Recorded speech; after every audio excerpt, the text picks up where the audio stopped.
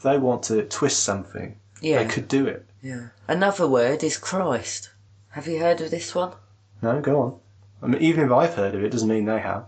So, very loosely, Christ is surmountable to the fluid, the spinal fluid, basically. The word Christ, Christos, which means anointed oil or milk, I think, when traced back far enough, actually is talking about the spinal fluid. So what's that got to do with Christ? With the idea of finding Christ. And it kind of goes back to the Kundalini idea a little bit, doesn't it? Like, so that's your highest self. That's what you're looking for. You're trying to align everything. So Christ has got nothing to do with cross? No, apparently not.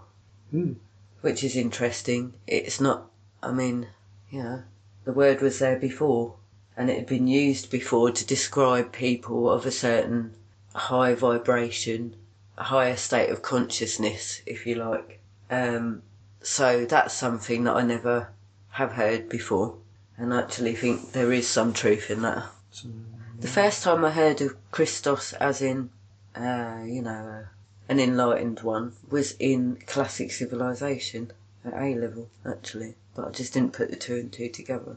So essentially what they're talking about is someone of the highest consciousness, that a human can have.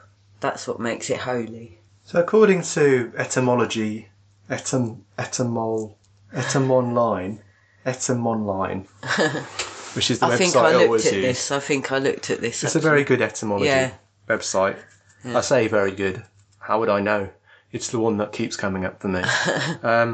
It means the anointed. Yeah, the anointed.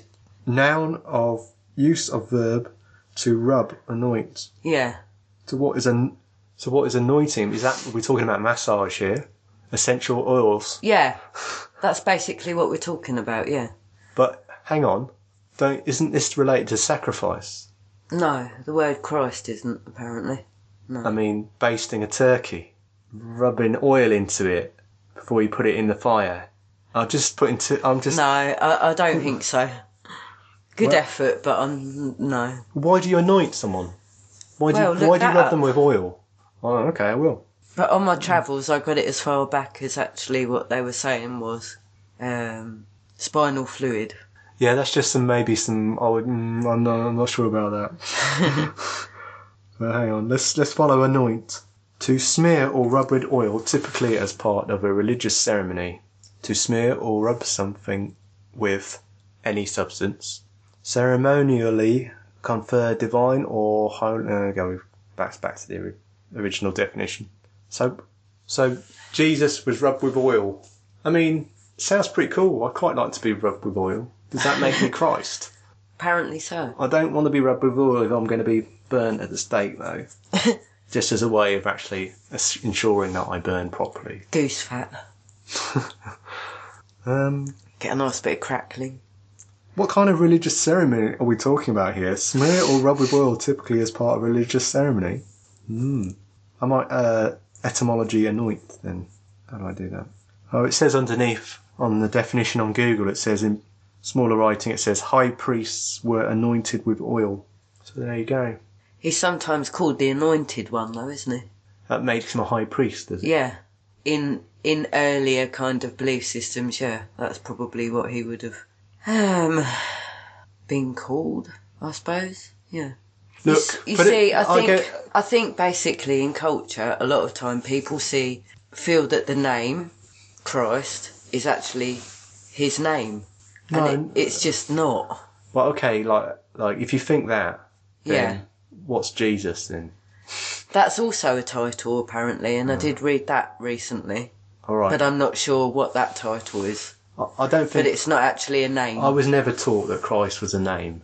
No. In my upbringing. So what were you taught that it was, though? I was taught Jesus was his name and Christ was his title. You know? It's like. But did no one else go any further than that, though, with it? I can't remember. And explain why? They might have done, but I can't remember. Yeah. Because I assumed that title is used prior to Christianity. Well, of course. I mean, you can't just magic a title out of thin air, can you? It has to come from somewhere. Yeah. even if you have been anointed with oil and your real name is Jesus, yeah, you're not just going to invent a word to apply to yourself like Christ. That's got to have to come from somewhere. And the closest thing, I think, is the Greek word Christos. Well, that's what it was saying on etymology. Yeah. So, going back to being rubbed with oil, I quite like this idea of being rubbed with oil. And coconut oil is quite good as well, isn't it, Lee? You don't need that much of it if you get a good one. Yeah. I can assure you. Get a good coconut oil, a mid-range price. And find someone to rub it on you. And you don't need much. A little goes a long way. And you can have a lot of fun. I guess if you are being rubbed with oil, then, and perhaps oil is precious, it's not just commonplace like it is now. Go down the supermarket and get some vegetable oil in a big bottle and just rub it on. Yeah. It probably would have been more precious than it is now, don't you think? This is a real ramble. No, I like this. This is good. This is good quality stuff. It's going to be editing hell. No, it's not. No, it's not. This is perfect. We're on topic. We haven't moved off it. No. Right. So sorry, this is just something that's fascinated me lately. It's fascinating me now. Yeah. So that's why I want to keep talking about it. I want to go down this road. Yeah. Anointing with oil. So, so oil is perhaps, expensive. Yeah. So if you're rubbed with it, then, you're going to be someone important, yeah, by virtue of the fact you've been rubbed with oil. And I'm not really sure why someone would rub someone else with oil. What does that mean? What purpose does that serve? It's intimate, isn't it? I really want to get to the root of what rubbing with oil symbolises, though. I think that's the key. I don't know about symbolising, but let me just look at it from the person who's being rubbed with oil perspective. Can you, get off of this perspective? Why? Soon. No, I've got to see this through all the way to the end. Right, I'm going for it now, yeah? I'm being rubbed with oil. Right, what's in it for me? Yeah? 1, someone's taken some expensive stuff, yeah? And they're rubbing it on my body, which means I'm important. Ego, yeah? 2, it feels fucking great, yeah? I love being rubbed with oil. I can't get enough being rubbed with oil. If someone said to me, do you want to be rubbed with oil? I will say yes. Yeah? It feels amazing. 3, there could be a sexual element to it. Let's not discount that. No. Right? We're talking about, religion and sex, Well, basically, there is a huge sexual element to religion that people don't really talk about. Again, that's hidden as well. And people miss this. There's huge amounts of sexual connotations to things. And that's always been the case with any kind of belief system, actually. Sex plays a huge role in these things. So that's as far as I'm going to take it. Now, let's look at it from the other perspective. The person rubbing the oil on. Yeah? Why would they do it? Because they feel maybe that the person they're doing it to is important. Well, not only do I like being touched, but I also like touching. I like applying oil to V. Coconut oil.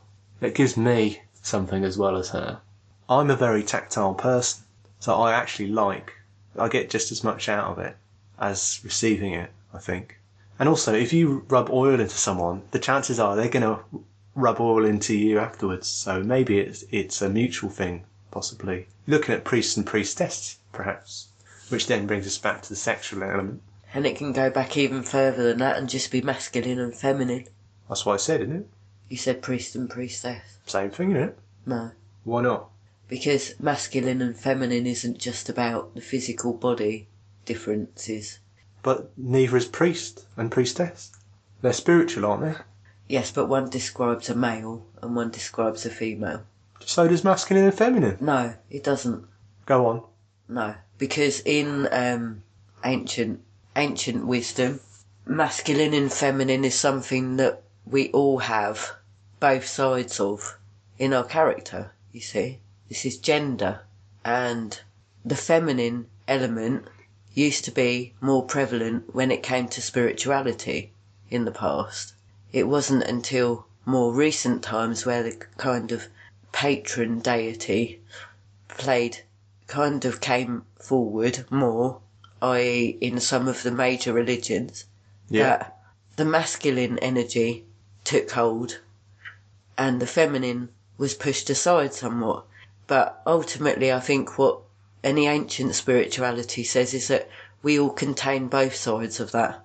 It's just we live in an age at the moment where it's a more masculine energy that's brought forward, basically. And the female and the feminine is seen as more, not irrelevant, but less important. So I'm not just talking about male and female when it comes to physicality. I'm talking about the actual spiritual way that masculine and feminine is used. Yeah. Yeah. But the which priests resides in themselves, everyone. but the priests and priestesses themselves are a symbol. They are a walking, talking symbol. No, they're not. I don't know, what are you trying to say? That we're talking about eunuchs? That we're talking about... Well, there is a school of thought that suggests that, basically, the earth could not survive unless there was a masculine and a feminine aspect. So, essentially, yeah, I think we probably are talking about some kind of hermaphrodite type of spirituality, mentality. Yeah, essentially. In nature, both is needed. Yes, so you have a priest and a priestess. I don't see the problem. You wouldn't call a male practitioner a priestess, would you? No. No. And I wouldn't call a female practitioner a priest. But you would in the more up-to-date religions, because they're still called priests. I'm casting my mind. And they're still called father. I'll have you know, a female clergy is actually called father still, which is interesting. That's the title they're given when they get to that stage. The feminine aspect is actually pushed aside again. Okay, but I'm trying to imagine back to a time prior to that. What's your point then? My point, I think I've already made my point. But you're right. I think I've just made my point. I think I've talked about, the importance aspect works both ways. The sensual aspect works both ways, and the sexual aspect works both ways. So therefore, who, if Jesus Christ is Jesus Christ, then who's the female? I hate this question, but I can't stop myself asking it. There's only one name that pops to mind, but the Da Vinci Code. Yeah. Dan Brown. Yeah, that's the name that pops to my mind. Mary Magdalene, shall I just say it? There she is. Well... And actually you could argue that Mary is the feminine aspect as well. I don't want to go down this route because I think it's bollocks. Yeah, this is... see, what that sort of says to me is that it is still there, but it's kind of a lesser thing, if you like. Well, sex has been taken out of religion, hasn't it? No, not at all. Not in any way, shape or form. No. Priests in some religions are celibate. Buddhist monks and nuns are celibate. No, but the Buddhists do that for a particular reason, because they consider sex to be a hindrance. Yeah, well, the priests do it for a reason too. Yes, but most of them aren't celibate, are they? Look, it depends on your Christianity brand, yeah? But in Catholicism, they are celibate. No, they just don't shag women. Let's not go there. I'm not going there. Let's not go there. I'm not going there. Let's stay on topic here. No. Because I think we had a point with an anointing, yeah? I still haven't got to the bottom of it. I mean, I've said a few things, but I haven't got to the bottom. It's interesting. Yeah. So, are we priests and priestesses then? Because we do sex magic and we rub oil into each other. Well, I don't really know what a priest or priestess is, apart from just a title to suggest that someone is quite well versed on certain things.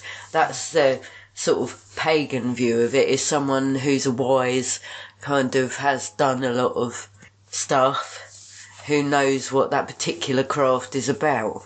That makes them a priest or a priestess. They have to take certain rites of passage to do that, I think. Because you can be a solitary, which we are, really, because we're not part of any group or... I am. It's official. Facebook has me on a database as being part of a group. Well, I am as well, but that doesn't make me a priestess, I'm sure. I think I am a priest in that group. No, he just talks a lot on there. I don't. Not as much as, well, you're just as much as anyone else. No, I don't really consider myself to be a priestess. But we're nearly there. Because I don't really feel that I need to give myself a title that suggests that I know better than anyone else when I don't. Why are we making this recording then? Because I'm interested in exploring. I would honestly say with hand on heart that I don't know jack shit really. And it's all just my speculation of things. And it could be right and it could be wrong, but I'm certainly not sitting here pretending that I know a lot of stuff. And where does oil come from? What type of oil are we talking about with this anointing stuff? I have no idea. Because it could come from an animal. It could come from my plant. theory is that it's actually something within us that they're talking about. I really do think that might be the case.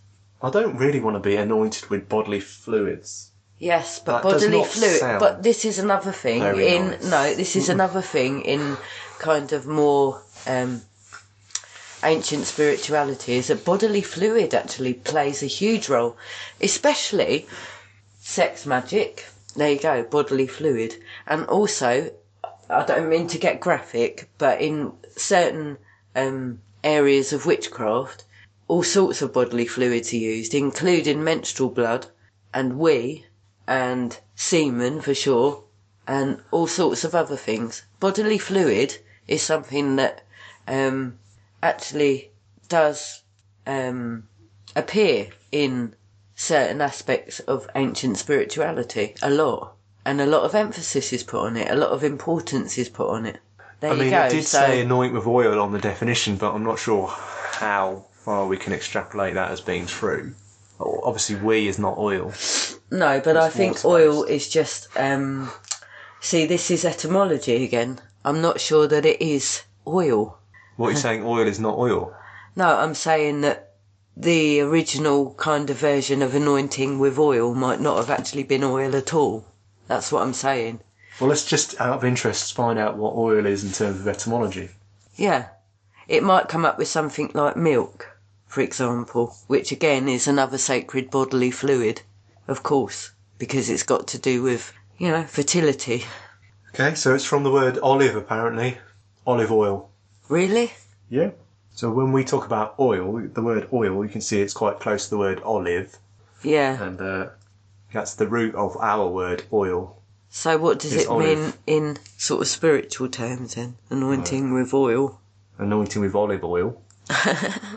Exciting. It's good for your skin.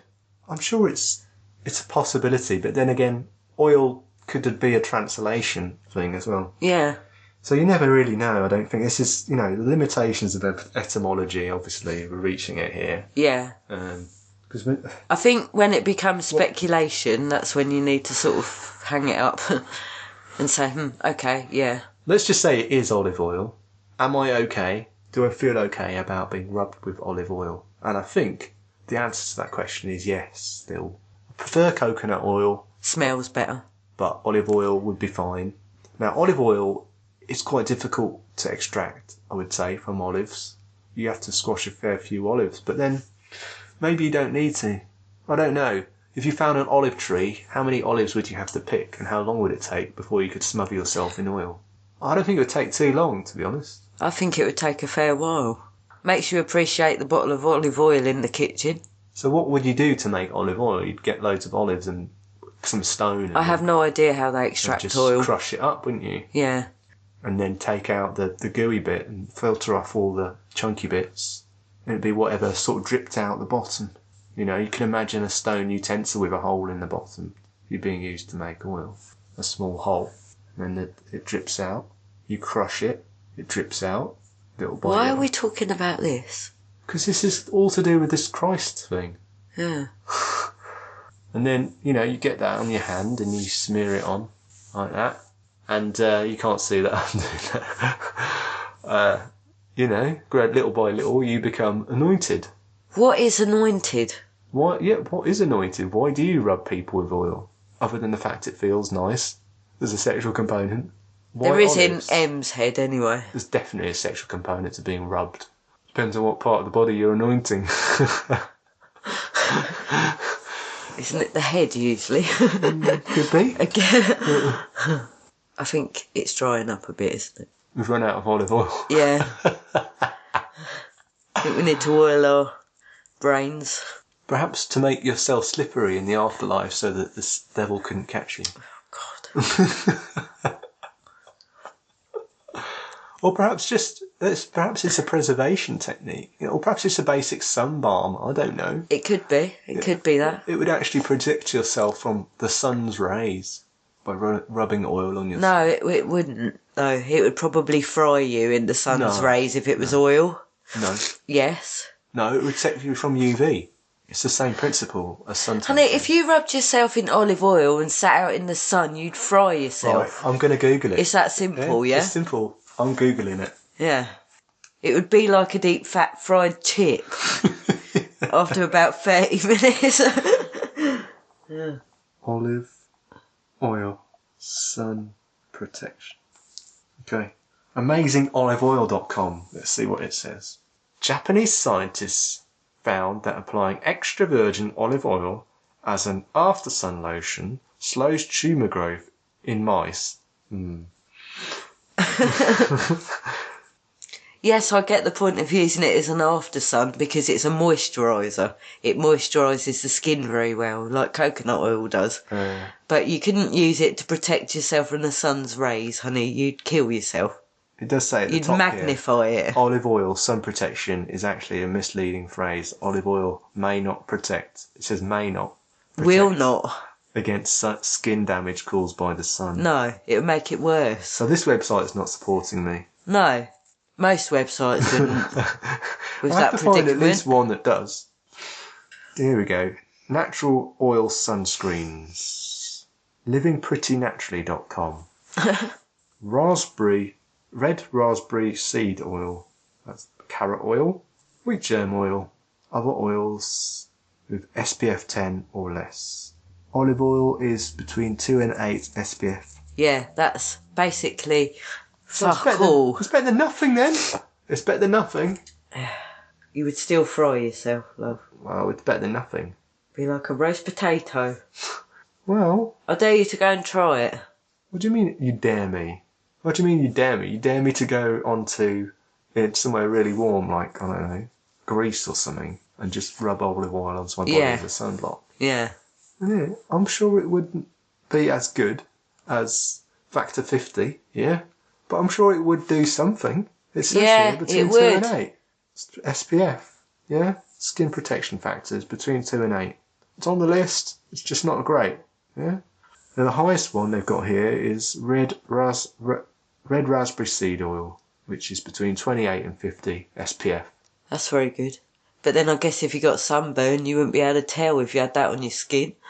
Well, the point is, any kind of sunscreen, whatever it is, will ultimately, you'll still burn, or if you let stay out long enough. Yeah. It just slows it down. Alright, so maybe that's not the reason people were smeared with olive oil. Sounds like some kind of embalming process to me. Yeah. Sounds like some kind of thing, that a ritual that would have been done to someone before they were buried. Or burnt. Or burnt. Or hung. Or whatever. Sacrifice. Yeah. That's what popped into my head to begin with. I was thinking more of something like mummification. Or an embalming process, yeah. Basting. Yeah. Before you chuck them on the fire. Well, I don't know. One single word, i.e. Christ, has spawned this massive discussion. Which is very interesting. Yeah.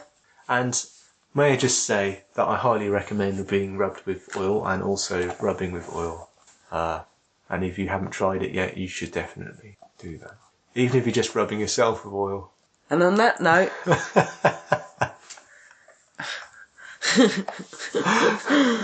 we shall say goodbye. Okay. Goodbye. Bye.